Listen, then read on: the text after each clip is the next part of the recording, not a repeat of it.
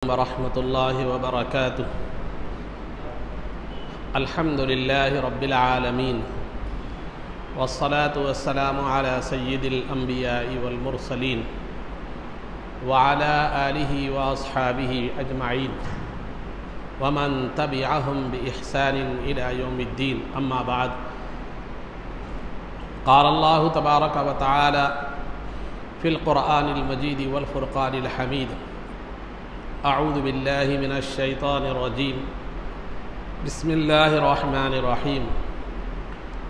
لتؤمنوا باللہ ورسولہ وتعزروہ وتوقروہ وتسبحوہ بکرۃ واصیلا.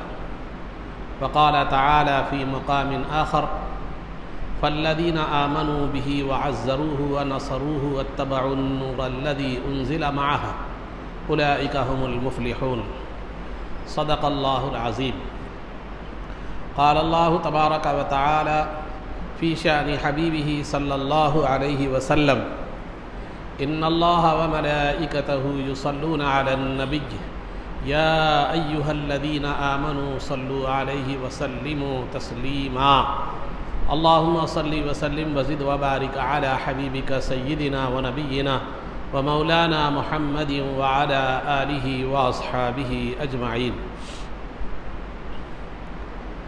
عزیزان محترم، آج عقائد کے حوالے سے یہ بات بیان کرنے کا ارادہ کیا گیا کہ اللہ کے ذکر اور نبی پاک صلی اللہ علیہ وسلم کے ذکر، خواہ وہ نعت کی شکل میں ہو، خواہ وہ درود و سلام کی شکل میں ہو، یا نبی پاک صلی اللہ علیہ وسلم کی جو ہے نا ولادت باسعادت کے تذکرے کے حوالے سے ہو، خواہ وہ اللہ کا ذکر ہو یا رسول پاک صلی اللہ علیہ وسلم کا ذکر ہو، تو اس کی تعظیم میں، اس کے احترام میں کھڑا ہونا کیسا ہے؟ کیا کھڑے ہو سکتے ہیں یا نہیں؟ اس بارے میں جو ہے نا کچھ مختصر اور ضروری باتیں آپ حضرات کے سامنے بیان کی جائیں گی. یہ اس میں تو کسی کو اختلاف نہیں ہے کہ اللہ رب العزت کے ذکر میں یا اس کی عبادت میں کھڑے ہونا، اس میں کسی کو اختلاف نہیں ہے.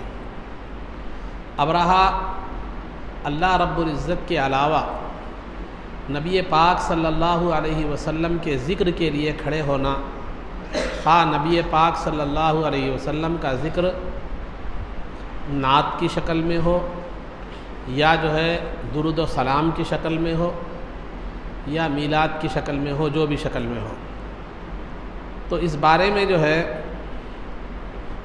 علماء اہل سنت، فقہاء اور محدثین کا یہی مسلک ہے، یہی عقیدہ ہے کہ نبی پاک صلی اللہ علیہ وسلم کے ذکر مبارک کے موقع پر یا درود و سلام کے موقع پر سرکار کی تعظیم میں کھڑے ہونا، یہ جو ہے بالکل مستحسن اور پسندیدہ اور جائز ہے.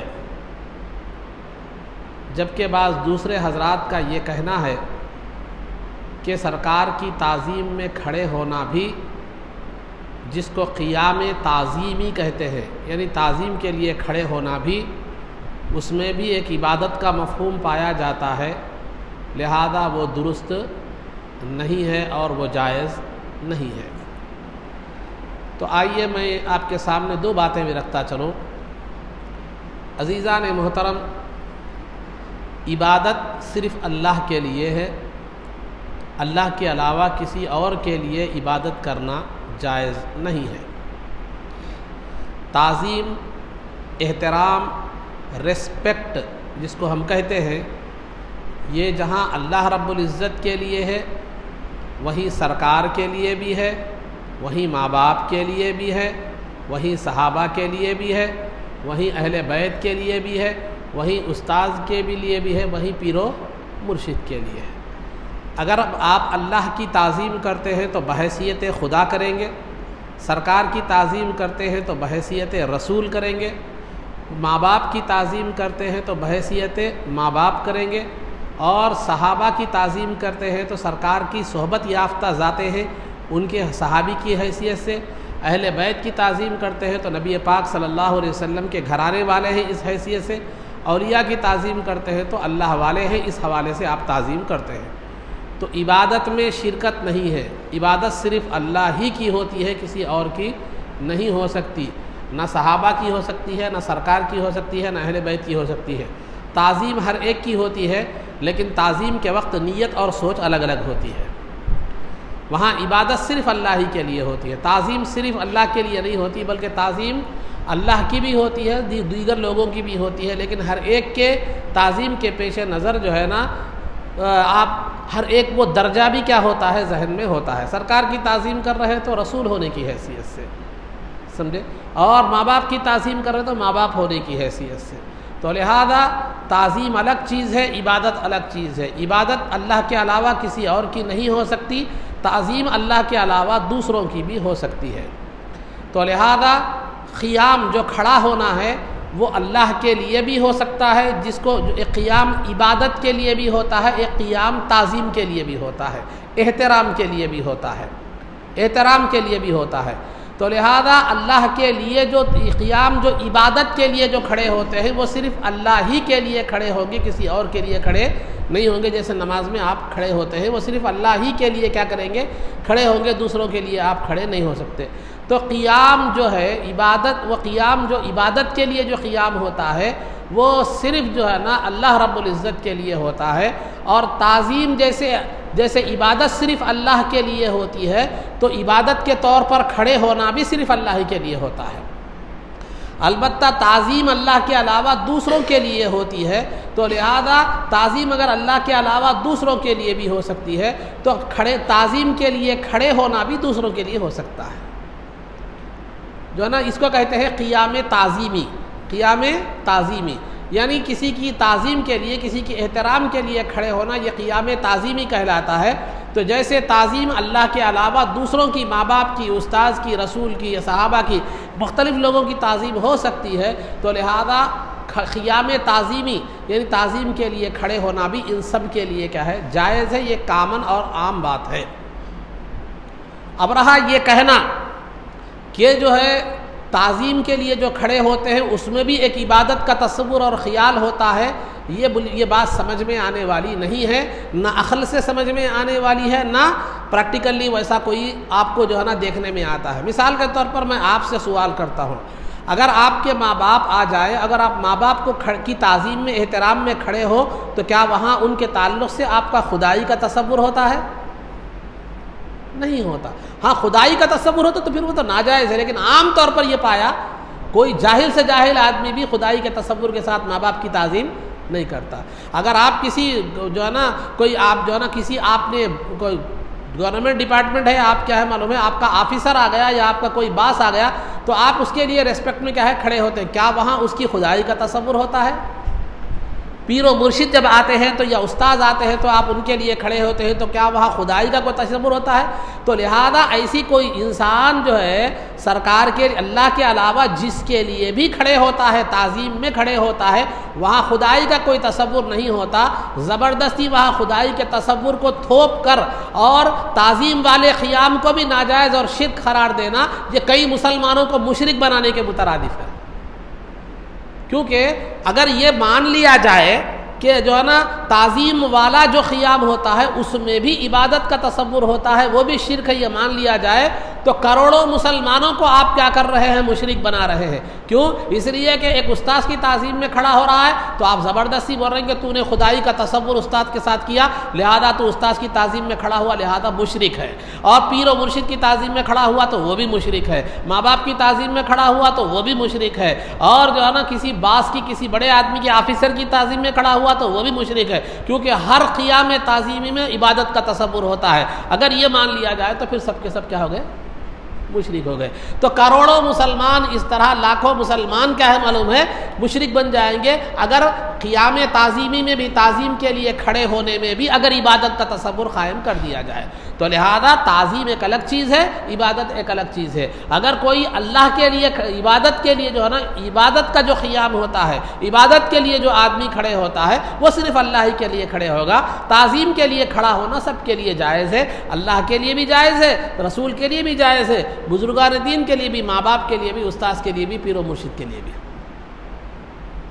تو لہذا خلاصہ گفتگو یہ نکلا کہ قیام عبادت، قیام کے معنی کھڑا ہونا، یا ذہن میں رکھ لیجئے، قیام عبادت صرف اللہ کے لیے ہوگا، قیام تعظیم سرکار کے لیے بھی ہوگا، سرکار کے ذکر کے لیے بھی ہوگا، اولیاء کے لیے بھی ہوگا، پیر و مرشد اور استاد اور ماں باپ کے لیے بھی ہوگا، ماں باپ کے لیے بھی ہوگا۔ آئیے کچھ مثالیں میں آپ کے سامنے بیان کرتا چلوں، کچھ احادیث، مثال کا مطلب احادیث، جو ہے نا بخاری شریف کی روایت ہے کہ میں نے اس سے قبل عرض کیا ہے تفسیر میں، یہ سیرت میں، کہ مدینے میں دو قبیلے تھے، بنو قریظہ اور بنو نذیر، ان سے سرکار نے امن کا معاہدہ کیا تھا۔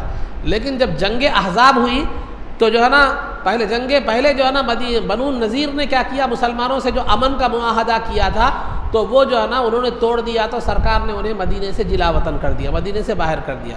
دوسرا بنو قریظہ تھے، بنو قریظہ یہ بھی یہودیوں کا قبیلہ تھا۔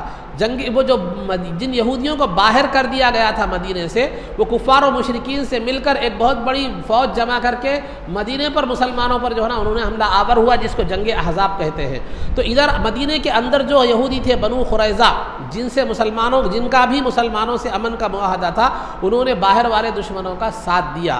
جنگ کے بعد نبی پاک صلی اللہ علیہ وسلم ان کو اس وعدہ خلافی کی سزا دینے کے لیے گئے، تو انہوں نے کہا کہ جو ہے دیکھو کہ ہم جو ہے نا سعد رضی اللہ تعالیٰ عنہ جو فیصلہ کریں گے ہم اس کو مانیں گے، سعد رضی اللہ تعالیٰ عنہ جو فیصلہ کریں گے ہم ان کو مانیں گے۔ تو وہ یہودیوں نے یہ مطالبہ کیا، بنو قریظہ کے یہودیوں نے۔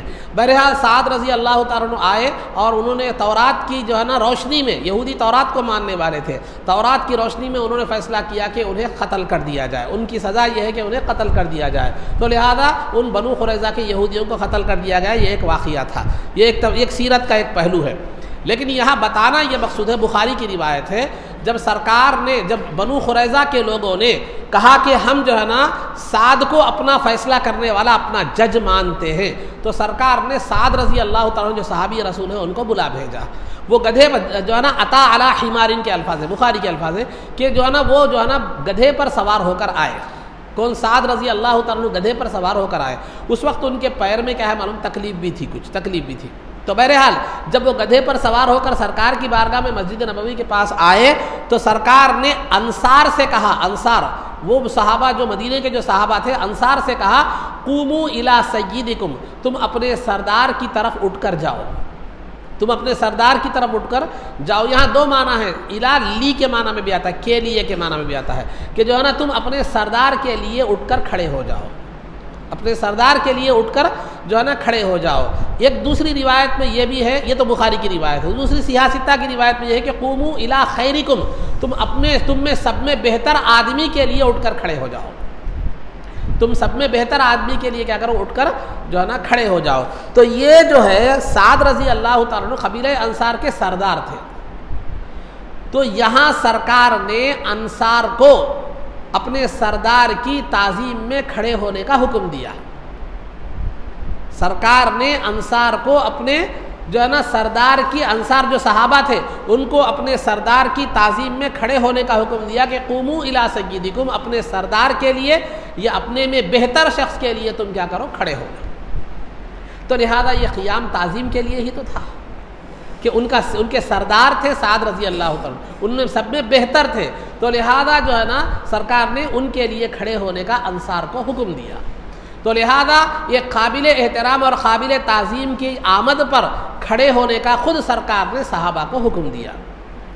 اب جو تعظیم کے قیام کو ماننے والے نہیں ہیں، جو تعظیم کے قیام کو ماننے، تعظیم کے کھڑے ہونے کو ماننے والے جو لوگ نہیں ہیں، وہ لوگ کہتے ہیں نہیں، سرکار نے جو انصار کو حکم دیا ان کی مدد کرنے کا حکم دیا، کیونکہ ان کے پیر میں تکلیف تھی، گدھے سے سوار ہو کر آئے تھے، تو ان کو سواری پر سے اتارنے کے لیے جو ہے نا کھڑے ہونے کا حکم دیا، انصار کو تعظیم کے لیے کھڑے ہونے کا حکم نہیں دیا۔ یہ جو ہے نا جو حضرات کہتے ہیں کہ جو کھڑے ہونے کے تعظیم میں کھڑے ہونے کے قائل نہیں ہیں، تو اس میں بہت سی باتیں قابل غور ہے، بہت سی باتیں قابل غور ہے۔ ایک بات تو سب سے پہلے قابل غور یہ ہے کہ اگر کسی کے سواری سے اتارنا ہے یا کسی کو پیر میں تکلیف ہے، اگر ان کو پیر میں تکلیف تھی، سواری پر سے اگر انہیں اتارنا تھا، تو ایک دو لوگوں کو سرکار حکم دیتے کہ جاؤ ان کو پکڑ کر کیا کرو، سعد رضی اللہ تعالیٰ عنہ کو سواری پر سے کیا کرو معلوم ہے اتارو، ایک دو لوگوں کو ہوتے، لیکن سرکار نے پورے انصار کے قبیلے والوں کو حکم دیا کہ ان کے لیے کھڑے ہو جاؤ۔ تو ان کے لیے کھڑے ہو جاؤ، تو اگر یہ کھڑے ہونا ان کی مدد کے لیے ہوتا تو ایک دو لوگوں کو کیا کرتے معلوم ہے بیچتے۔ مثال کے طور پر آپ بیٹھے ہوئے، کوئی بزرگ شخصیت آئی، چلنے نہیں آ رہا، کمزور ہے، وہ تو جائیے جانا، ایک دونوں کو بولتے ہوں کہ جو ہے نا جائیے آپ ذرا ان کو پکڑ کر لائیے، ان کو جو ہے نا یہ مسجد تک لائیے، نہیں پورا آپ سب جا کر ان کو پکڑ کے لاؤ، یہ تو نہیں کہتا۔ تو لہذا سرکار نے تمام انصار سے کہا کہ اپنے جو ہے نا سردار کے لیے کھڑے ہو جاؤ۔ تو اگر تعاون جو ہے نا سواری سے اتارنے میں مدد کرنے کے لیے اگر سرکار کھڑے ہونے کو کہتے، تو اگر ان کا کھڑا کرنا، ان کو کھڑے ہونے کا حکم دینا مدد کے لیے ہوتا تو ایک دونوں کو حکم دیتے تھے، لیکن پورے انصار کو سرکار نے کیا کیا معلوم ہے حکم دیا۔ تو مطلب یہ تھا کہ یہ تعظیم کے لیے تھا، مدد کے لیے نہیں تھا، پہلی بات یہ۔ دوسری بات یہ کہ سرکار نے جو الفاظ استعمال فرمائے، تمہارے سردار کے لیے، تم میں بہتر شخص کے لیے کھڑے ہو جاؤ، تو لہذا سرداری کا ذکر کرنا اور بہتری کا ذکر کرنا یہ واضح طور پر بتلاتا ہے کہ جو ہے نا یہ تم جو ہے نا ان کی تعظیم میں کیا کرو، کھڑے ہو جاؤ۔ مثال کے طور پر آپ بیٹھے ہوئے تو جو ہے نا اگر کوئی آ رہے ہیں، مثال کے طور پر میں سمجھتا چلوں گا جو ہے نا ایک کوئی بڑے عالم دین ہے، کوئی بڑے جو ہے نا عالم دین ہے، کوئی بڑے عالم دین ہے، وہ جو ہے نا آئے ہیں، ان کو جو ہے نا وہ بیٹھ کر آئے ہیں، ان پر ایک ویل چیئر پر سے انہیں اتارنا ہے، کوئی بڑے عالم دین ہے، تو بتا رہا ہوں کہ میں کہتا ہوں کہ جو ہے نا حضرت کو اتاریے، وہ جو صاحب ہیں، بزرگ ہیں، وہ جو ہے نا ان کو عام بات بتاؤں اتار رہے ہیں، ان کو جو ہے نا اترنے نہیں آ رہا، آپ ان کو اتاریے۔ لیکن اگر میں یہ کہوں کہ حضرت علامہ مولانا فلاں جو ہے نا تشریف لائے ہیں، وہ ایک بڑی بزرگ ہستی آئی ہے، لہذا ان کے لیے کھڑے ہو جاؤ، تو مطلب کیا ہے، وہاں اتارنے کے لیے کھڑے نہیں ہوتے بلکہ ان کی تعظیم کے لیے کھڑے ہیں۔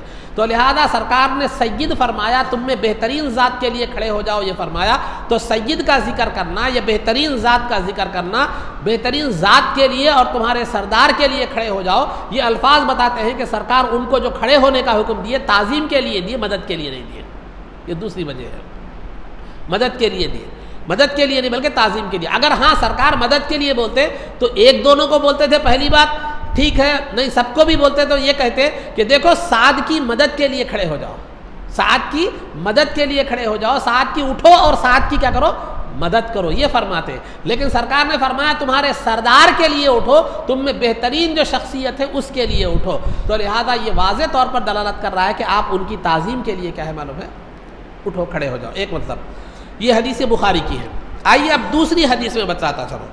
یہ دوسری حدیث جو ہے نا ابو داؤد کی ہے، ابو داؤد کی ہے کہ جو ہے نا صحابہ اکرام رضوان اللہ تعالی علیہم اجمعین مسجد نبوی میں سرکار سے گفتگو فرماتے ہوئے بیٹھتے تھے، سرکار سے گفتگو فرماتے ہوئے جو ہے نا بیٹھتے تھے۔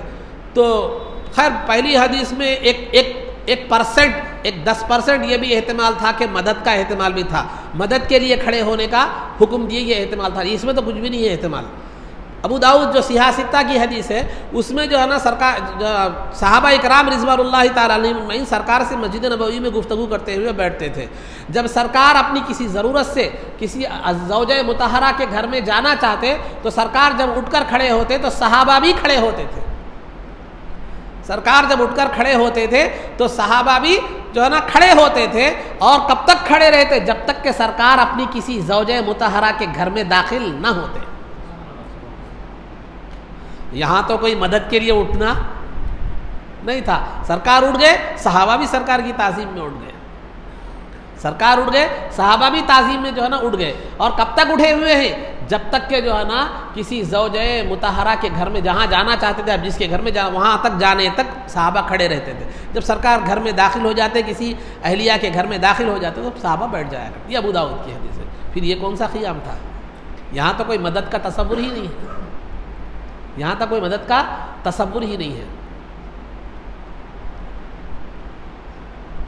اور ترمذی شریف کی روایت ہے، ترمذی شریف کی روایت ہے کہ بی بی فاطمہ رضی اللہ تعالیٰ عنہ کے پاس سرکار جب بھی تشریف لے جاتے تو بی بی فاطمہ رضی اللہ تعالیٰ عنہ اپنے مقام سے اٹھ جاتی، کھڑے ہو جاتی اور سرکار کو اپنے مقام میں بٹھا دیتے۔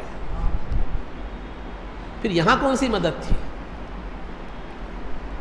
تو یہ سب جو صحابہ کا کھڑے ہونا یا بی بی فاطمہ کا کھڑا ہونا، یہ سب تعظیم کے لیے ہی تھا۔ کھڑے ہونے کی عزیزان محترم بہت صورتیں ہوتی ہیں، لیکن میں صرف یہاں 2 ہی صورتوں پہ بحث کر رہا ہوں، ایک عبادت کے لیے کھڑے ہونا، ایک تعظیم کے لیے کھڑے ہونا۔ عبادت کے لیے کھڑے ہونا یہ صرف اللہ کے لیے ہوتا ہے اور اس میں کسی کو اختلاف نہیں ہے۔ اگر بطور عبادت کے اللہ کے علاوہ کسی اور کے لیے آپ کھڑے ہوتے ہیں تو وہ کیا ہے؟ شرک ہے۔ لیکن تعظیم کے لیے کھڑے ہونا اللہ کے لیے بھی ہو سکتا ہے، مخلوق کے لیے بھی ہو سکتا ہے۔ اگر تعظیم کے لیے کھڑے ہونا بھی اس میں بھی ایک عبادت کا تصور ہوتا ہے، لہذا وہ بھی شرک بولیں گے، تو پھر یہ سب کیا ہے؟ کتنے مسلمانوں کو مشرک ہم بنائیں گے؟ کتنے صحابہ کو ہم کیا کریں گے؟ مشرک بنائیں گے۔ ہاں یہ تو تھا، یہ ہے نا بی بی فاطمہ تعظیم کے لیے سرکار کے لیے کھڑے ہو گئے، اور جو ہے نا صحابہ سرکار کے لیے کھڑے ہو گئے، اور پھر سرکار نے خود جو ہے نا سعد رضی اللہ تعالیٰ عنہ کی تعظیم میں کھڑے ہونے کا انصار کو حکم دیا۔ اور یہاں انصار کو، صرف انصار کو بھی حکم کیوں دیا؟ اس لیے دیا کہ وہ ان کے سردار تھے۔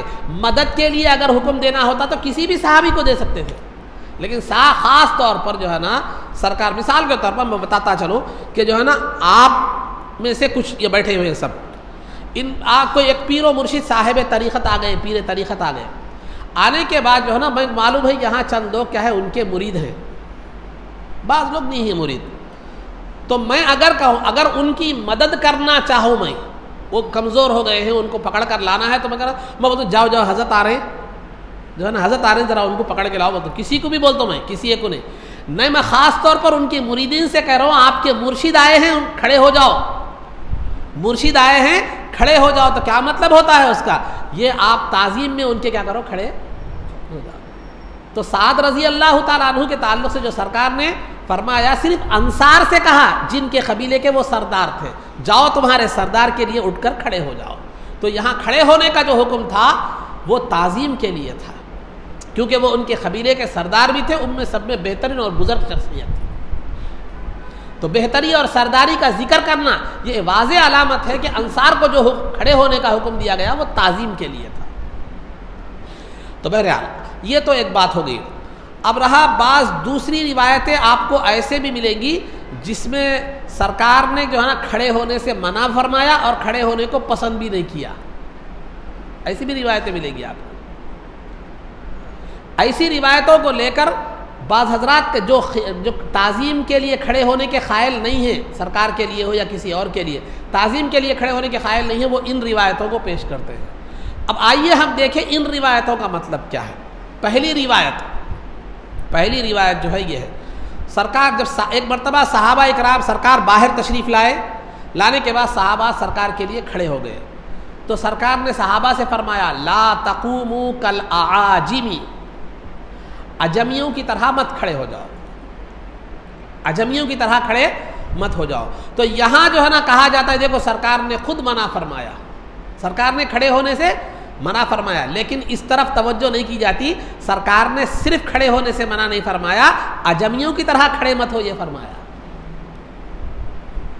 مثال کے طور پر میں آپ کیا ہے معلوم ہے، میں کوئی میرے شاگرد ہے یا کوئی میرا چھوٹا بھائی ہے وغیرہ، وہ چل رہا ہے، وہ پیدل چل رہا ہے، پیر ڈھیلے ڈال کے یا بچیاں چلے سر کا یا بے دم لاغر چل رہا ہے، ارے میاں بیمار کی طرح مت چل، بولا میں اس کو بولا بیمار کی طرح مت چل، تو کہا آپ یہ مطلب لیں گے کہ چل ہی مت، یہ مطلب تو نہ لیں گے نا آپ، بیمار کی طرح مت چل بول کے بول رہے ہیں۔ تو بیمار کی طرح چلنے سے منع کیا گیا، خالی چلنے سے منع نہیں کیا گیا۔ میرا بھائی گھر میں تو بیٹھ گیا، آپ گھر میں جا کے بیٹھ گیا، کیا ہوا میں باہر نہیں نکل رہا، بولے تو تم نہ چلو، بولے نا ارے میاں میں تجھے چلنے سے کب منع کیا،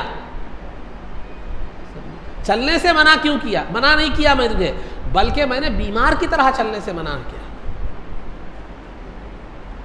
ایک آپ گاڑی چلا رہے ہیں تو میں کیا جو نا میاں گاڑی جو ہے نا تم سرکس میں جیسا گاڑی چلاتے موت کے گولے میں ویسا مت چلاؤ بول کے بولا، موت کے گولا معلوم نا، موت کا گولا موت کا گولا جس میں گاڑی گول پھرائی جائے، میاں گاڑی ویسے مت چلاؤ بول کے بولا. تو آپ گاڑی چلا کے دوسرے دن سائیکل لے کے آ گئے، کیا ہوا جی سائیکل گاڑی کیا کرے ہو، گاڑی مت چلاؤ بولے نا. آپ بولے تو ارے میں گاڑی چلانے سے منع کب کیا؟ اسپیڈ بھگانے سے، حادثات وہ موت کے گولے میں جیسا چلاتے ہیں ویسا چلانے سے منع کیا. تو یہاں سرکار نے مطلق کھڑے ہونے سے منع نہیں کیا، اجمیوں کی طرح کھڑے ہونے سے منع کیا.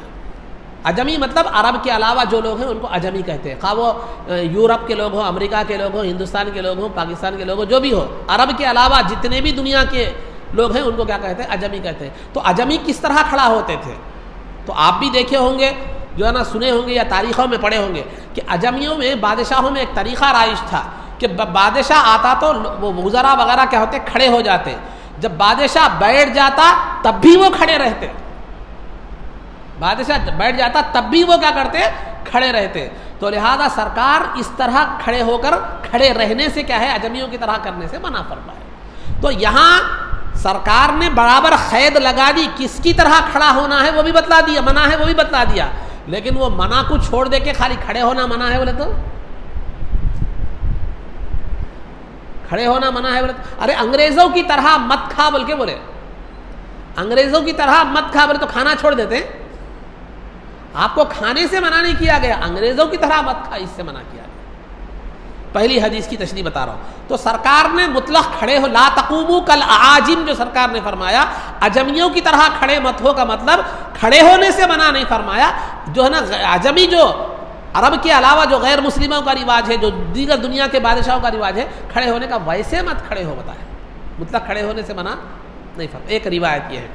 تو اس روایت کو لے کر کہتے ہیں کہ مطلق کھڑے ہونا سرکار کے لیے منع ہے. ارے سرکار نے مطلق کھڑے ہونے سے منع نہیں فرمایا. جب مطلق کھڑے ہونے سے منع فرمانا ہوتا تو پھر وہ صحابہ مسجد نبوی میں کھڑے ہوئے تھے، ان کو کیوں منع نہیں کیے؟ پھر بی بی فاطمہ کھڑے ہوئی تھی، ان کو کیوں منع نہیں کیا؟ دوسری حدیث ہے، انس رضی اللہ تعالیٰ عنہ کی روایت ہے کہ سرکار دو عالم انس رضی اللہ عنہ فرماتے ہیں کہ سرکار احب الناس الیہم، کہ صحابہ سرکار کے پاس، سرکار صحابہ کے پاس لوگوں میں سب میں زیادہ محبوب تھے. صحابہ کے پاس سرکار کی ذات دنیا کے سب سے لوگوں میں سب سے زیادہ محبوب تھی، لیکن صحابہ سرکار کے آنے کے باوجود کھڑے نہیں ہوتے تھے. صحابہ کے پاس سرکار کی ذات دنیا کے تمام لوگوں میں محبوب تھی، لیکن اس کے باوجود بھی صحابہ جو ہے نا سرکار کے آنے پر کھڑے نہیں ہوتے تھے، کھڑے نہیں ہوتے تھے. کہیں کھڑے نہیں ہوتے تھے. انس رضی اللہ عنہ خود بیان فرمائے لِکَرَاحَتِهِ، سرکار کے کھڑے ہونے کو ناپسند کرنے کی وجہ سے، سرکار کے کھڑے ہونے کو ناپسند کرنے کی وجہ سے. یعنی سرکار اپنے لیے کھڑا ہونا ناپسند کرتے تھے، اسی لیے صحابہ سرکار کے آمد پر کھڑے نہیں ہوتے تھے. اب یہ لے کر کیا کہا جاتا ہے؟ دیکھو سرکار خود کھڑے ہونے کو ناپسند کرتے تھے، سرکار کے لیے کھڑا ہونے کو خود سرکار کیا کرتے تھے؟ ناپسند کرتے تھے. تم کھڑے ہو کر درود و سلام پڑھ رہے ہو. تو عزیزان محترم، وہ سرکار کا ناپسند کرنا کیوں ہے؟ یہ ایک حدیث ہے، یہ ذہن میں رکھیے آپ.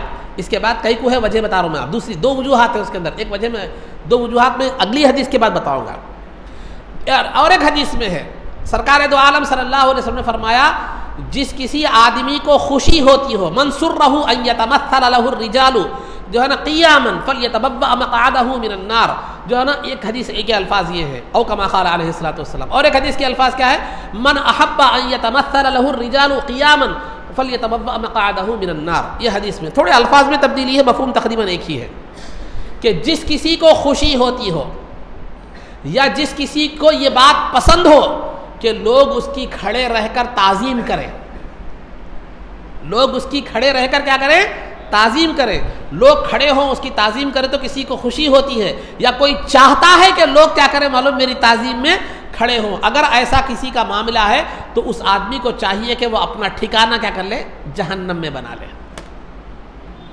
تو لہذا کوئی کسی کے اندر خواہش ہو کہ لوگ میرے لیے کھڑے ہوں، کسی کے اندر جو ہے نا یہ پسند ہو، خوشی ہوتی ہو کہ لوگ میری تعظیم میں کھڑے ہو، یہ جذبہ اگر کسی کے دل میں ہے تو چاہیے کہ وہ آدمی کیا کرے؟ جہنم کو اپنا ٹھکانہ بنا لے. کیوں؟ کیونکہ لوگوں کی جو ہے نا لوگوں کی تعظیم، لوگ کھڑے ہونے پر خوش ہونا یا چاہنا کہ لوگ میرے لیے کھڑے ہوں، تو تو یہ جذبہ جو ہوتا ہے یہ تکبر کی وجہ سے ہوتا ہے، اور تکبر متکبر کیا ہے وہ جہنم میں جاتا ہے، متکبر کیا ہوتا ہے جہنم میں جاتا ہے۔ نہیں اگر کسی آدمی کی خواہش نہیں ہے کہ لوگ کھڑے ہوں، یا خوشی نہیں ہوتی کسی کے کھڑے ہونے سے، لوگ کھڑے ہو رہے ہیں، اس کے دل میں ایسا کوئی خیال نہیں ہے، نہ وہ پسند کرتا ہو اور نہ جو ہے اس کی خواہش ہو، تو پھر اس کے کھڑے ہو لوگ اس کے لیے کھڑے ہو رہے ہیں تو اس کے لیے کوئی جہنم کی وعید اس کے لیے نہیں ہے۔ بات سمجھ میں آ گئی بات یہ؟ تو لہذا اگر کسی کوئی آدمی کی خواہش ہو، پسند ہو کہ لوگ اس کے لیے کھڑے ہوں، اس کی تعظیم میں کھڑے ہو، تو یہ جذبہ غلط ہے اور اس کے لیے کھڑا ہونا غلط ہے، کھڑا ہونا غلط ہے، ٹھیک ہے؟ تو اگر ایسا قیام ہے تو یہ غلط ہے۔ آپ تعظیم کروانے کی غرض سے قیام کرا رہے ہیں، کسی کو کھڑا کر رہے ہیں، تو یہ قیام غلط ہے، ہم بھی مانتے ہیں۔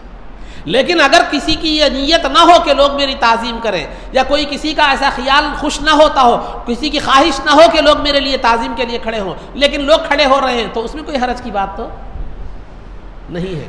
تو لہذا یہ بات ذہن میں، یہ 3 حدیث ہے۔ پہلی حدیث کا تو میں نے جواب دے دیا کہ اجمیوں کی طرح کھڑے مت ہو۔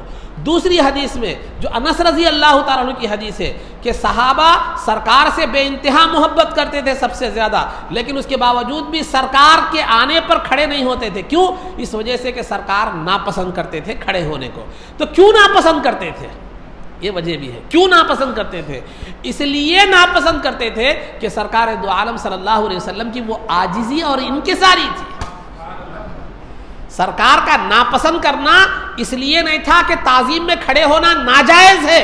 اگر ناجائز ہوتا تو وہ مسجد میں صحابہ کو روک دیتے اور بی بی فاطمہ کو کھڑے ہونے سے روک دیتے۔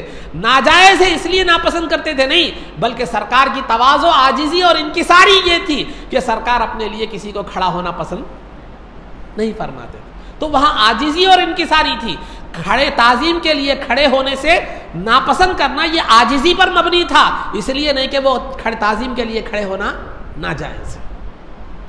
اور دوسری وجہ یہ بھی تھی کہ جو ہے نا لوگ مختلف مزاج کے، مختلف ذہن کے ہوتے ہیں، کہیں یہ نہ سمجھے صحابہ سرکار کی تعظیم میں کھڑے ہو رہے ہیں تو کہیں سامنے والا یہ نہ سمجھے کہ سرکار کو یہ پسند ہے اور خواہش ہے کہ صحابہ تعظیم کے لیے کھڑے ہو، جو دوسری حدیث میں نے بتلایا ہے۔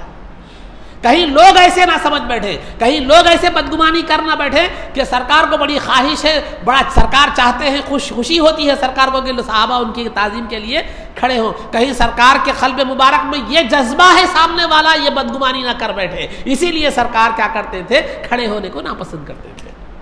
اس لیے نہیں کہ تعظیم کے لیے کھڑے ہونا ناجائز ہے۔ سمجھ رہے بات کو؟ آپ سمجھ رہے؟ تو لہذا یہ تمام بحث کا خلاصہ یہ ہے کہ تعظیم سرکار کی تعظیم کے لیے ہو، یا سرکار کے ذکر یعنی درود و سلام کے لیے، نعت کے لیے، یا میلاد کی جو ہے نا تذکرے، سرکار کی ولادت کے تذکرے کے لیے، تعظیم کے لیے اگر آپ کھڑے ہوتے ہیں تو بالکل جائز ہے، کیونکہ تعظیم میں وہاں ہمارا تصور عبادت کا نہیں ہوتا، سرکار کے خدا ہونے کا تصور جو ہے نا نہیں ہوتا، خدا کا سرکار کے تعلق سے خدائی کا تصور نہیں ہوتا، رسالت کا ہی، رسول ہونے کا ہی تصور ہوتا ہے۔ تو تعظیم میں کھڑے ہونا جائز ہے۔ اب جو روایتیں تعظیم نہ کرنے کی ہے وہاں وہ کوئی نہ کوئی قید کے ساتھ مشروط ہے، کسی نہ کسی قید کے ساتھ ہے، جیسے اجمیوں کی قید کے ساتھ، اور دوسرا سرکار کی عاجزی پر محمول ہے، اور دوسرا دوسروں کو سرکار کے تعلق سے بدگمانی سے بچانا مقصود ہے۔ یہ جو جناب اس کو لا کر جو وہ روایتیں جو نہ کسی خاص جو ہے نا مقصد کے تحت ہیں ان کو لا کر مطلق طور پر کہہ دینا کہ جو ہے نا قیام ناجائز ہے، یہ درست نہیں ہے، یہ بالکل جو ہے نا بے بنیاد اور جو ہے نا یہ سمجھ میں آنے والی بات نہیں ہے۔ بات سمجھ میں آ گئی مسئلہ؟ تو نتیجہ خلاصہ یہی ہے آج کی بحث کا کہ سرکار کے ذکر کی تعظیم میں ہو، یا اولیاء کے ذکر کی تعظیم میں ہو، یا کسی کی بھی جو ہے نا استاذ کی تعظیم میں ہو، یا پیر و مرشد کی تعظیم میں ہو، ماں باپ کی تعظیم میں ہو، کھڑے ہونا قیام تعظیمی کہلاتا ہے، اور یہ جائز، پسندیدہ اور مستحسن ہے۔ اور یہاں خدائی کا کوئی تصور نہ پیر کے تعلق سے ہوتا ہے، نہ سرکار کے تعلق سے ہوتا ہے، نہ جو ہے نا یہاں کسی نہیں، بلکہ تعظیم کا جو معیار ہوتا ہے یا تو وہ رسول ہونے کی حیثیت سے ہوتا ہے، یا تو استاذ ہونے کی حیثیت سے ہوتا ہے، یا ماں باپ ہونے کی حیثیت سے ہوتا ہے۔ خدائی کا وہ کوئی تصور نہیں ہوتا۔ اگر یہ گمان کوئی کرتا ہے تو یہ اس کی بدگمانی ہے۔ یہ اس کی بدگمانی. ایسا کوئی سمجھتا ہے کہ جو بھی تعظیم کے لیے کھڑا ہوتا ہے وہ خدائی کا تصور لے کر کھڑا ہوتا ہے, تو لہذا یہ بالکل لا علمی ہے اور سامنے والے مسلمان کے تعلق سے بدگمانی ہے, اور اس سے کئی مسلمان ایمان سے خارج ہو جاتے ہیں جیسے میں نے آپ کو بتایا, اور کئی جو ہے نا پھر صحابہ پر بھی یہ بات کیا ہو جاتی ہے, آ جاتی ہے. تو اس طرح درست نہیں ہے. تو بہرحال تعظیم کے لیے کھڑے ہونا, خواہ وہ سرکار کے ذکر کی, درود و سلام کی, نعت کی, میلاد کی, یا ماں باپ کی, یا استاذ کی, یا فلاں فلاں, یہ تعظیم کے لیے کھڑے ہونا جو ہے نا یہ قیام تعظیمی ہے, اور یہ قیام تعظیمی جائز اور مستحسن اور پسندیدہ ہے, شریعت میں مطلوب ہے. اب رہا جو عبادت کے لیے کھڑے ہونا ہے وہ صرف اللہ کے لیے ہے, بطور عبادت کے کھڑے ہونا, جیسے نماز میں آپ قیام کرتے ہیں, بطور عبادت کے کھڑے ہونا یہ صرف اللہ کے لیے ہے. اللہ کے علاوہ کسی اور کے لیے بطور عبادت کے آپ کھڑے ہوتے ہیں تو پھر یہ شرک ہے, خواہ وہ سرکار کے لیے آپ کھڑے ہوں یا کسی کے لیے بھی کھڑے ہوں. سامنے والے کو معبود سمجھ کر آپ کھڑے ہوتے ہیں, عبادت کے طور پر تو سامنے والے کو معبود کا تصور رکھتے ہوئے, خدا کا تصور رکھتے ہوئے کھڑے ہوتے ہیں, تو پھر جو ہے نا وہ شرک ہے, اس میں کسی کی بھی دو رائے نہیں ہے. تو بہرحال عزیزان محترم, تو یہ جو عام طور پر اختلافات ہوتے ہیں, یا تو حقیقت سے ناواقفیت کی وجہ سے, لا علمی کی وجہ سے, یا نادانی کی وجہ سے, یا ایک انسان کیا کرتا ہے ایک مخصوص ذہن بنا لیتا ہے, اب اسی پر کوشش کرتا ہے, اسی پر دلائل جمع کرنے کی کیا کرتا ہے کوشش کرتا ہے, کبھی یہ اسے توفیق نہیں ہوتی یا وہ کبھی متوجہ نہیں کرتا کہ سامنے والے کی پہلے حقیقت کو جانے, اس کے ذہن کو جانے, پھر اس کو کیا کریں معلوم ہے بات کریں. یہ ایسا نہیں ہوتا. میرے کو ایک چیز میرے کو اچھی دکھی, میں اس پہ بولتا رہتا ہوں, اس پہ بولتا رہتا ہوں, اس پہ بولتا رہتا ہوں, سامنے والے کو غلط بولتے رہتا ہوں, میرے راستے کے, میری ذہن کے جو بھی مخالفت میں آ گیا اس کو غلط بول دیتا ہوں, اس کو غلط بول دیتا ہوں. یہ کوشش بھی میں نہیں کرتا کہ جو ہے نا اس کی بات تو کم از کم سنیں, حقیقت تو جانیں, اس کی نیت تو جانیں, اس کا عقیدہ تو جانیں, اس کا ذہن تو جانیں. نہیں, ختم, سن لیے ختم, دیکھ لیے ظاہر کو, دیکھ لیے ختم, ان کھڑا ہو رہا دیکھ لیے ختم, مشرک ہے. ارے کھڑا ہو رہا تو کس مقصد سے کھڑا ہو رہا, جبکہ بخاری کی حدیث ہے انما الاعمال بالنیات, جو ہے نا اعمال کا دار و مدار نیتوں پر ہے. اگر نیت اگر صحیح نہ ہو, عبادت بھی جو ہے نا وبال بن جاتی ہے. اگر نیت صحیح ہو تو جو ہے نا گناہ کبیرہ بھی کیا ہو جاتا ہے, ثواب کا سبب بن جاتا ہے. نیت کا اتنا بڑا دخل ہے. جیسے مثال کے طور پر نماز پڑھ رہے ہیں آپ, نیت کیا ہے, لوگ مجھے نمازی کہیں, مجھے پرہیزگار کہیں, مجھے یہ کہیں, لوگوں میں خیرات کر رہے ہیں, لوگ مجھے سخی کہیں, یہ نیت سے کر رہے ہیں. اگرچہ کہ نیک کام ہے, نماز فرض ہے, عبادت ہے, لیکن وہ نماز آپ کے منہ پر مار دی جائے گی, مقبول نہیں ہوگی. ہے نیک عمل, نیت بدل گئی, ثواب نہیں, منہ پر مار دی جائے گی. لیکن اگر آپ دو مسلمانوں کا آپس میں اختلاف ہو گیا, ان کی صلح کے لیے آپ جھوٹ بول رہے ہیں, ان کی صلح کے لیے جھوٹ بول رہے ہیں. جیسے ایک زید ہے, ایک بکر ہے, دونوں میں کیا ہے, دو مسلمانوں میں اختلاف ہو گیا. آپ تیسرا کیا کر رہے ہیں, زید کے سامنے جا کے بول رہے ہیں ارے ان بکر تو تمہاری اتنی تعریف کرتا, تمہارے تعلق سے اتنا خیر خواہی کا جذبہ رکھتا. یہ زید کے سامنے جا کے بول رہے ہیں, بکر کے سامنے جا کے بول رہے ہیں زید تو تمہاری ہمیشہ تعریف کرتا رہتا, تمہاری خوبیاں بیان کرتا, جبکہ دونوں میں سے کوئی بھی نہیں کرتا. بیچ والے کا مقصد کیا ہے, دونوں کے دل میں دشمنی ختم ہو, پھر محبت بڑھ جائے. یہ عمل اگرچہ کہ جھوٹ ہے, گناہ ہے, کبیرہ ہے, لیکن شریعت کہتی ہے کہ اس پر بھی ثواب ملے گا, یہ گناہ نہیں ملے گا. تو نیت کا بہت اہم دخل ہے. اگر آپ نماز میں نیت نہیں کرتے تو نماز ہی نہیں ہوتی, یا نیت بری ہو تو نماز جیسی عبادت بھی وبال جان بن جاتی ہے, اور کبھی نیت کے نیک ہونے سے برا کام بھی اچھا ہو جاتا ہے, باعث ثواب ہو جاتا ہے. تو یہاں نیتوں کا معاملہ ہے. ہر جو ہے نا ہم جس کی بھی سرکار کے درود و سلام کے لیے کھڑے ہوتے ہیں, سرکار کی درود و سلام کے لیے کھڑے ہوتے ہیں, تو نیت سرکار کا ذکر ہے, سرکار کے ذکر کی تعظیم کے لیے کھڑے ہوتے ہیں. نعوذ باللہ ثم نعوذ باللہ, وہاں سرکار کی خدائی کا کوئی تصور ہی ہمارا نہیں ہوتا. کیونکہ قرآن میں خود جو ہے نا خاص طور پر جو ہے نا بتلایا گیا, درود و سلام کس کے لیے, اللہ کے لیے ہے بول کے کہا ہے, اللہ بھیجتا ہے بول کے ہے, لیکن اللہ کے لیے درود و سلام کہاں ہے. درود و سلام تو سرکار کے لیے ہے. خود خدا نے یہ ڈکلیئر کر دیا کہ درود و سلام سرکار کے لیے, خدا کے لیے نہیں ہے. تو پھر ہم یہ کیسے تصور کریں گے, خدائی کا تصور جو ہے نا خدا کے لیے جب درود و سلام ہے ہی نہیں, تو پھر خدائی کے تصور کے ساتھ سرکار پر درود و سلام کیسے بھیجیں گے. یہ تو ایک ناسمجھی کی بات ہے, یہ تو ناسمجھی کی بات ہے. تو بہرحال عزیزان محترم, خلاصہ گفتگو یہ ہے, آخری میں قاعدہ یہ ہے کہ سرکار کے درود و ذکر کی کے لیے, یعنی خواہ وہ درود و سلام ہو, نعت ہو یا میلاد ہو, سرکار کے ذکر کے لیے یا جو ہے نا بزرگوں کی تعظیم کے لیے, تعظیم کے ارادے سے کھڑے ہونا یہ پسندیدہ ہے اور یہ سعادت مندی کی علامت ہے. اور جن روایات میں نہ پسندیدہ قیام کی ممانعت آئی ہے, وہ یا تو دوسروں سے مشابہت ہے, یا جو ہے نا سرکار کی تعظیم ہے اور دوسروں سرکار کی عاجزی وہ انکساری ہے یا دوسروں کو بدگمانی سے بچانا ہے، سرکار نے جو منع فرمایا۔ یہ خلاصہ ہے پوری گفتگو کا۔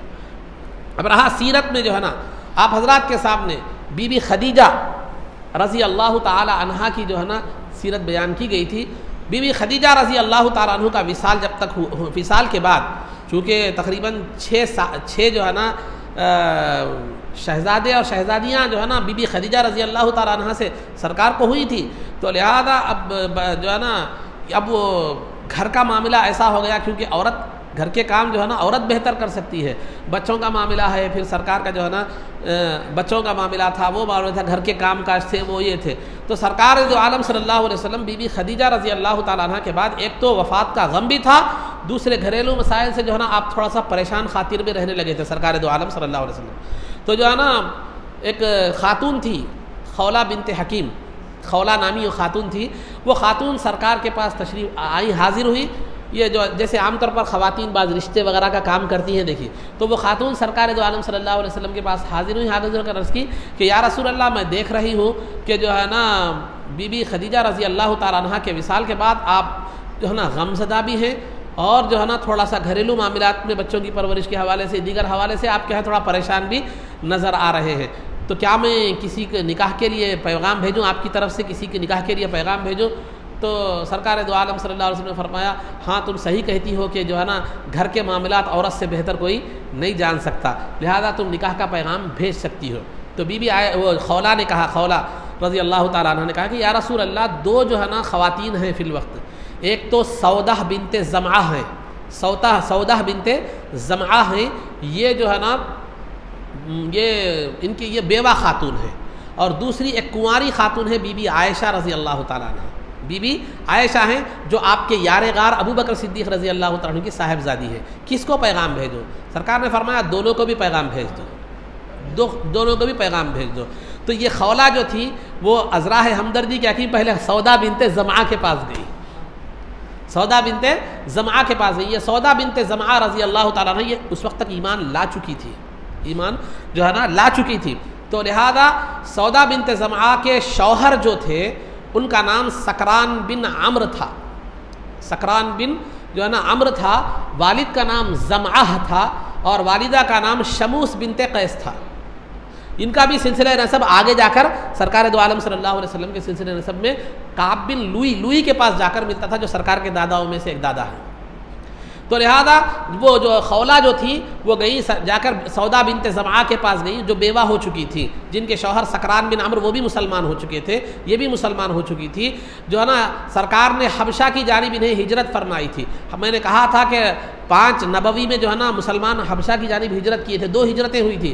تو دوسری ہجرت میں سودا بنت زمعہ اور ان کے شوہر سکران بن عمرو جو ہے نا اسلام لائے تھے، مسلمان ہو گئے تھے، ہجرت کر کے حبشہ کی جانب گئے تھے۔ واپسی کے بعد کیا ہوا، ان کے شوہر کا انتقال ہو گیا۔ کس کا؟ سودا بنت زمعہ کا، کہ شوہر کا انتقال ہو گیا۔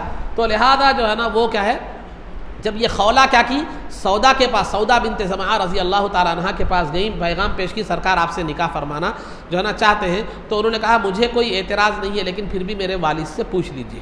تو ان کے والد جو زمعہ تھے، خولہ ان کے پاس گئی، جا کر جو ہے نا پوچھی کہ سرکار نے جو ہے سودا سے نکاح کرنا ارادہ فرمایا، آپ کا کیا ہے؟ تو انہوں نے کہا، زمعہ نے جو کہ اگر تک تو ایمان نہیں لائے تھے، لیکن انہوں نے کہا کہ جو ہے نا ہاں سرکار نے پیغام بھیجا ہے تو وہ میری بیٹی کے لیے ایک بہترین شوہر ہے، بہترین کفو اور برابر شوہر، برابر ہیں، وہ مناسب ہے میری بیٹی کے لیے، پھر بھی مگر سودا کی رائے سن لو وہ کیا کہتی ہے۔ تو لہذا جو ہے نا وہ خولہ نے کہا میں نے پہلے سودا کی رائے معلوم کر لی ہے، لہذا آپ کا ارادہ کیا ہے؟ تو میں اس کے لیے راضی ہوں۔ تو بہرحال جو ہے نا سودا رضی اللہ تعالیٰ عنہ کے رضامندی، دونوں کی والد کی رضامندی سے سرکار دو عالم صلی اللہ علیہ وسلم سے ان کا نکاح ہوا۔ بی بی خدیجہ کے انتقال کے کچھ دنوں بعد نکاح ہوا، اور نکاح میں 400 درہم، جو درہم ایک سونے کا سکہ ہوتا تھا، 400 درہم جو ہے نا سرکار نے انہیں مہر عطا فرمایا۔ سودا بنت زمعہ رضی اللہ تعالیٰ عنہ کو 400 جو ہے نا درہم مہر عطا فرمایا، جو آج کے حساب سے تقریباً 85 تولے چاندی ہوتی ہے، 85 تولے چاندی یعنی 850 گرام 757 ملی گرام ہوتی ہے۔ 850 گرام ہو تو آپ حساب کر لیجئے، 10 گرام کا ایک تولہ، 800 گرام کے 80 تولے 50 گرام کے 5 تولے تقریباً 85 تولے چاندی سرکار دو عالم صلی اللہ علیہ وسلم نے کیا ہے بطور مہر کے انہیں عطا فرمایا تھا. 400 درہم جو تقریباً 85 تولے چاندی جو ہے نا یہ قائم مقام ہوتے ہیں, سرکار نے انہیں دیا. اس کے چند دنوں کے بعد ہی یعنی سودا بنت زمعہ رضی اللہ تعالیٰ عنہ سے چند دنوں کے بعد ہی جو ہے نا, زیادہ وقفہ نہیں تھا, تو بی بی عائشہ صدیقہ رضی اللہ تعالیٰ عنہ سے سرکار کا جو ہے نا نکاح ہوا. یہ دونوں میں دنوں میں جو ہے نا فرق چونکہ کم تھا تو تاریخ نگاروں نے بعض جو ہے نا تاریخ نگار کیا ہوئے, یہ اشتباہ کا شکار ہو گئے کہ پہلے سرکار کا نکاح بی بی خدیجہ رضی اللہ تعالیٰ عنہ کے بعد سرکار کا نکاح پہلے جو ہے نا بی بی عائشہ سے ہوا, بعد میں سودا بنت زمعہ سے ہوا. لیکن راجح اور مضبوط قول یہی ہے کہ پہلے سودا بنت زمعہ سے ہوا, بعد میں بی بی عائشہ سے, کیونکہ یہ قریب تھے معاملہ, تو جو ہے نا اس میں کیا ہو گیا, تھوڑا سا سمجھنے میں تھوڑا یہ جو ہے اشتباہ کیا ہو گیا. تو سودا بنت زمعہ رضی اللہ تعالیٰ عنہ سے کہا, یہ سرکار سے ان کا دوسرا جو ہے نا نکاح تھا. سرکار کی حیات مبارکہ میں رہی اور بڑی جو ہے نا ذرا جسم کے اعتبار سے بھاری بھرکم تھی اور اونچی پوری تھی, لیکن بڑی ذہین تھی, اور سرکار کو جو ہے نا اپنی جو ہے نا اپنی بڑی خوش طبعی والی باتوں سے سرکار کو کبھی ہنسا دیا بھی کرتی تھی. تو سرکار دو عالم صلی اللہ علیہ وسلم نے جو ہے نا ایک مرتبہ جو ہے ان کو طلاق دینے کا ارادہ بھی فرما دیا. بعض اوقات میں جو ہے نا بعض روایتوں میں دے بھی دیا, ایسا فرمایا, بعد میں لوٹا لیے, لیکن طلاق دینے کا ارادہ بھی فرمایا. تو جو ہے نا سودا رضی اللہ تعالیٰ عنہ نے کہا, کیا پہلی بات کہی کہ یا رسول اللہ مجھے طلاق مت دیجیے, میں یہ چاہتی ہوں کہ کل بروز محشر آپ کی ازواج کے حوالے سے اٹھوں, کل بروز محشر اس انداز میں اٹھوں کہ جو ہے نا آپ کی بیوی بن کر اٹھوں. لہذا میں چونکہ بوڑھی ہو چکی ہوں, میں اپنی باری بی بی عائشہ کے حوالے کر دیتی ہوں. جو دن میرا ہے آپ اس دن جو ہے نا بی بی عائشہ کے پاس تشریف لے جا سکتے ہیں. تو سودا بنت زمعہ رضی اللہ تعالی عنہا جو ہے, یہ ان کے وفات کے بارے میں اختلاف ہے, بہت سے اختلاف ہے, لیکن جو راجح جو دو قول ہیں, ایک تو جو ہے نا آپ کی وفات 23 جو ہے نا ذوالحجہ کو ہوئی, اور اس کے بارے میں سن کے بارے میں تھوڑا سا اختلاف ہے. بعض نے جو ہے نا 23 ہجری کہا ہے اور بعض نے 54 ہجری کہا ہے. بہرحال خلاصہ گفتگو یہ ہے کہ آپ کا وصال سرکار کے وصال کے بعد ہی ہوا. سرکار کا 11 ہجری میں ہوا تو آپ کا 23 یا 54 ہجری میں آپ کا جو ہے نا وصال ہوا. تو یہ سودا بنت زمعہ رضی اللہ تعالیٰ عنہا سے سرکار کا نکاح اور پھر آپ کا مہر, پھر آپ کے تعلق سے کچھ ضروری معلومات تفصیلی بہت ہیں, لیکن میں یہاں اس بات کو میرا پیش نظر یہی ہے کہ مختصر طور پر آپ کے سامنے ازواج مطہرات کے معاملات سامنے آ جائیں, یہی مقصود ہے. تو اسی لیے مختصراً میں کیا کر رہا ہوں, آپ کے سامنے یہ تمام سیرتیں ذکر کر رہا ہوں, ورنہ اس کی تفصیلات بہت ہیں. اور یہ چند باتیں تھیں آپ کی. اب رہا سیرت کا معاملہ ہو گیا. اب جو ہے نا آداب میں آپ حضرات کے سامنے میں اس سے قبل چلنے پھرنے کے آداب بیان کیے جا رہے تھے. اب رہا رنج و غم کے آداب. یعنی دیکھیے انسان کی زندگی میں اتار چڑھاؤ آتا رہتا ہے, کبھی خوشی آتی ہے کبھی غم آتی ہے, جو ہے نا خوشی اور غم یہ انسان کی زندگی کے لیے ہے, اس کے بغیر انسان کی زندگی کا کوئی مزہ بھی نہیں ہوتا, اور غم اگر انسان کی زندگی میں نہ آئے تو نعمت کی قدر بھی انسان کو نہیں ہوتی. تو شریعت نے ہر موقع پر جو ہے نا احکامات دیے ہیں کہ غم کے موقع پر ایک مسلمان کو مومن کو کیسے رہنا چاہیے اور خوشی کے موقع پر ایک مومن کو کیسے رہنا چاہیے. تو لہذا انسان جو ہے نا شریعت کا حکم یہی ہے کہ غم کے موقع پر آدمی کبھی صبر کا دامن نہ چھوڑے اور خوشی کے موقع پر آدمی کبھی شکر کا دامن نہ چھوڑے.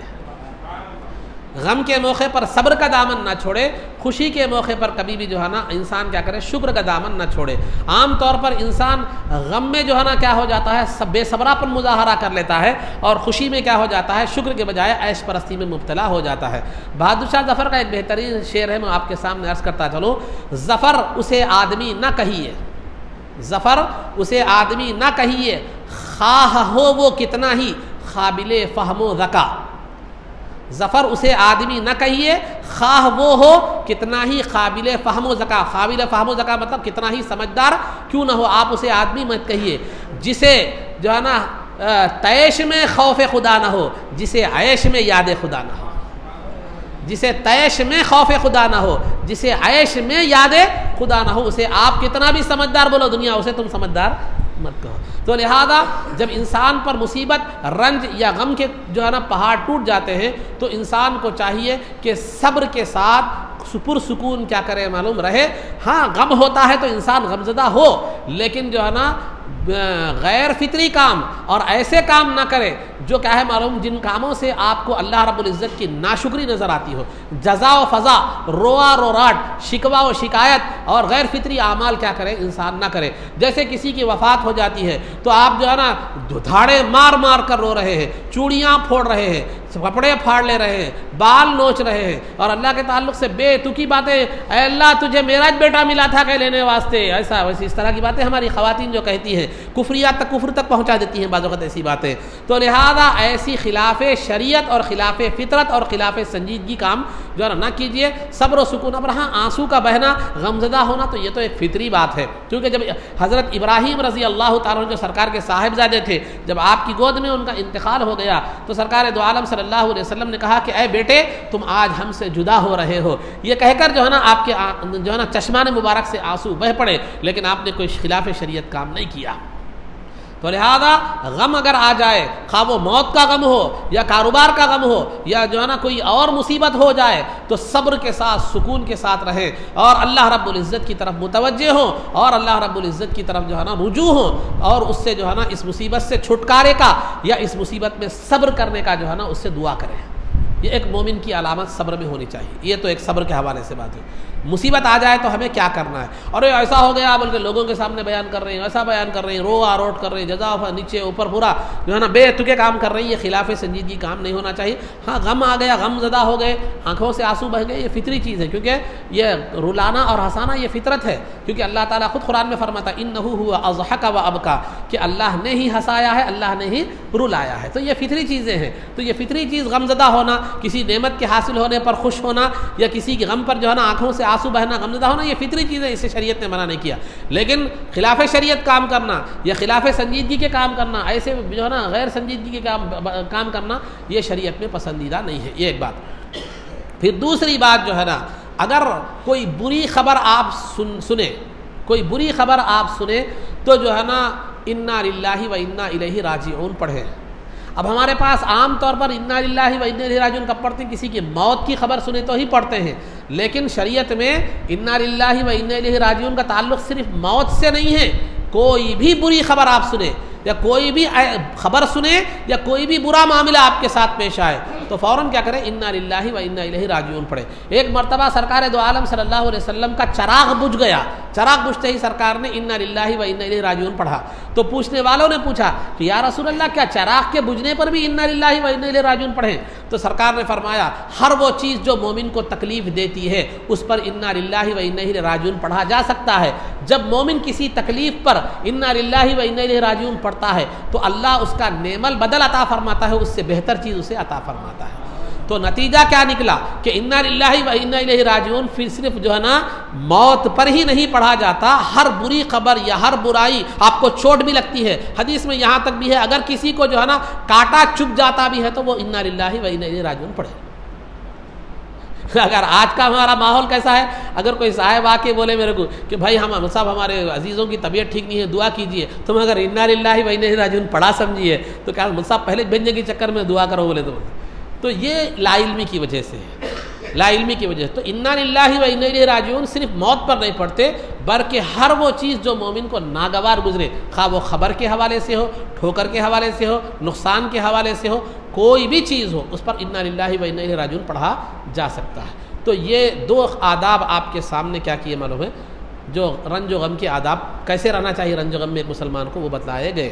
تو یہ مسائل میں آپ حضرات کے سامنے مسجد کے آداب بیان کیے جاتے ہیں، اور مسجد سے مراد آنگن نہیں ہے بلکہ یہ جو عمارت ہے جس میں نماز جو ہے نا پڑھی جا رہی ہے، یہ عمارت کے آداب، جو مسجد ہے دائرہ جس میں نماز پڑھی جاتی ہے. تو مسجد میں جو ہے نا ایسی چیز کھا کر آنا جو بدبودار ہو، بدبودار چیز کھا کر مسجد میں آنا بدبو دور کیے بغیر، یہ کیا ہے معلوم ہے؟ مکروہ ہے.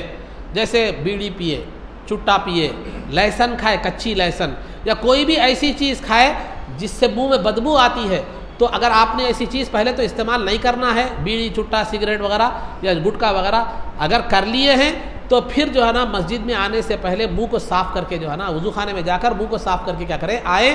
کیونکہ مسجد میں فرشتے ہوتے ہیں، انہیں کیا ہوتی ہے؟ تکلیف ہوتی ہے. مصلی بھی ہوتے ہیں، انہیں کیا ہوتی ہے؟ تکلیف ہوتی ہے. تو لہذا مسجد میں کوئی بدبودار چیز کھا کر مسجد میں آنا یہ مکروہ ہے. اس سے کیا کرنا چاہیے؟ بچنا چاہیے. یا ایسی چیز لگا کر یا جسم پر لگی ہوئی ہے، کپڑے پسینے میں بدبو آ رہی ہے، بدبو آ رہی ہے پسینے میں، یا جو ہے نا دکان میں تھے آئل لگا ہوا ہے، وہ لگا ہوا ہے، آئل کی بو آ رہی، کپڑے سیدھا اسی حالت میں آ کے جو ہے نا مسجد میں آ گئے، خواہ آپ کے منہ سے بدبو آ رہی ہو یا جسم سے بدبو آ رہی ہے، تو اس طرح نہ آئیں، بلکہ مسجد میں صفائی کا خیال رکھتے ہوئے کیا کرے، آئے، اس بدبو کو دور کر کے آئے، کپڑے وغیرہ بدل کر کیا کرے تو جو ہے نا آئے۔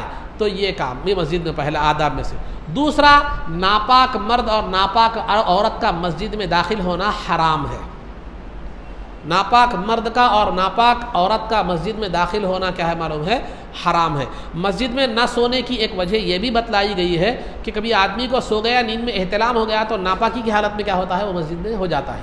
تو اسی لیے کیا ہے، مسجد ناپاک مرد کا ناپاک عورت کا مسجد میں آنا حرام ہے، مسجد میں آنا حرام ہے، ایک بات۔ پھر دوسری بات یہ ہے کہ مسجد میں کھانا اور سونا یہ بھی مکروہ ہے۔ مسجد میں کھانا، یہ جو علاقہ بتا رہا ہوں میں، جو بتا رہا ہوں، مسجد میں کھانا اور سونا کیا ہے معلوم ہے، یہ مکروہ ہے، کیونکہ صرف دو لوگوں کے لیے اجازت ہے مسجد میں کھانا اور سونا۔ ایک ایسا مسافر جس کا وہ علاقے میں کوئی بھی گھر وغیرہ رشتہ دار نہ ہو، یعنی آپ کسی ایسے مقام پر چلے گئے وہاں آپ کے کوئی رشتہ دار نہیں ہے، آپ کے کوئی جان پہچان والے نہیں ہیں، کسی کے گھر میں آپ نہیں جا سکتے، ویسی صورت میں آپ مسجد میں ہیں تو ویسے مسافر کے لیے کیا ہے معلوم ہے، مسجد میں کھانا بھی جائز ہے اور سونا بھی کیا ہے معلوم ہے، جائز ہے۔ بہتر یہ ہے کہ ایسا آدمی مسجد کے صحن ہو تو صحن میں کیا کر لے، سو لے اور کھا لے، صحن نہیں ہے تو اسے یہ بھی گنجائش ہے کہ مسجد میں کھائے اور سوئے، لیکن ویسے آدمی کے لیے بہتر یہ ہے کہ جب مسجد میں داخل ہو تو نفل اعتکاف کی نیت کر لے، نفل اعتکاف یہ کر لے، نیت کر لے، یہ ایک۔ تو مسافر کے لیے کیا ہے معلوم، ایسا مسافر جس کا وہاں پر کوئی جو ہے نا رشتہ دار وغیرہ نہ ہو، اس کے لیے مسجد میں کھانا اور سونا جائز ہے۔ اور دوسرا، اس آدمی کے لیے جو اعتکاف میں بیٹھا ہو، جیسے رمضان میں اعتکاف میں بیٹھتے، خواہ وہ اعتکاف نفل ہو، اعتکاف سنت ہو، اعتکاف واجب ہو یا فرض ہو، کوئی بھی ہو، کسی بھی اعتکاف میں بیٹھے ہوئے شخص کے لیے کھانا اور سونا جائز ہے، کیونکہ اسے مسجد کے دائرے سے باہر نکلنا بلا ضرورت نہیں ہے۔ تو لہذا اس وجہ سے کیا ہے معلوم، ویسے آدمی کے لیے کیا ہے، مسجد میں سونا اور کھانے کی کیا ہے، اجازت ہے، اجازت ہے۔ یہ دونوں کے لیے مسجد میں کھانے اور سونے کی اجازت ہے۔ ایک مسافر جس کا وہاں کوئی بھی نہ ہو، اس کے لیے بہتر یہ ہے کہ جو ہے نا اس کی نیت کرے اعتکاف کی، اور ایک وہ جو مسجد میں کیا کیا اعتکاف بیٹھا ہو۔ اور مسجد میں مانگنا، مسجد میں مانگنا، دیکھیے مانگنا دو طریقے کا ہوتا ہے، ایک غریب اور فقیر مانگتا ہے، دوسرا کسی مسجد یا مدرسے کے لیے آدمی کیا کرتا ہے، مسجد میں مانگتا ہے، مسجد میں مانگتا ہے، ٹھیک ہے بات یہ۔ غریب کے تعلق سے ایک مسئلہ آپ کو ذہن میں اچھی طرح آپ ذہن میں رکھ دیں کہ جس آدمی کے لیے گھر میں ایک دن کا کھانا، ایک دن کا جو ہے لباس جو ہے نا لباس موجود ہو، جس کے پاس لباس موجود ہو، ایک دن کا کھانا موجود ہو، تو اس کو مانگنے کی شریعت میں اجازت نہیں ہے۔ حدیث میں آتا ہے کہ ایسا شخص کل قیامت کے دن ایسا آئے گا ایسی حالت میں کہ اس کا چہرہ چھیلا ہوا اور زخمی ہوگا۔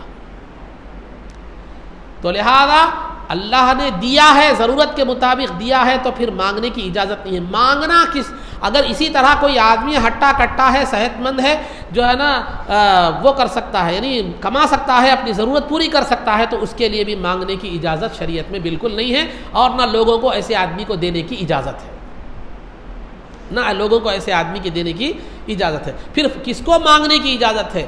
ایسا آدمی جو بالکل کما نہیں سکتا، جس کے پاس اب طاقت نہیں ہے، معذور ہے یا ضعیف ہے، کمزور ہے، تو پھر اس کے لیے کیا ہے، اجازت ہے۔ یا اگر کوئی ہٹا کٹا تو ہے لیکن فی الوقت اچانک ایمرجنسی صورت اس پر ایسی آ گئی کہ اتنے پیسے اب کما کر جمع کرنے کا موقع نہیں ہے، اچانک کسی گھر میں آپریشن آ گیا، وہ آ گیا، طبیعت بگڑ گئی، اب اتنے پیسے کما کر ان کب کریں گا آپریشن، کب؟ جب تک وہ آدمی سامنے والا قبرستان کو چلے جاتا۔ ایسی مجبوری کی صورت میں ایک صحت مند آدمی کو بھی کیا ہے معلوم ہے، مانگنے کی اجازت ہے۔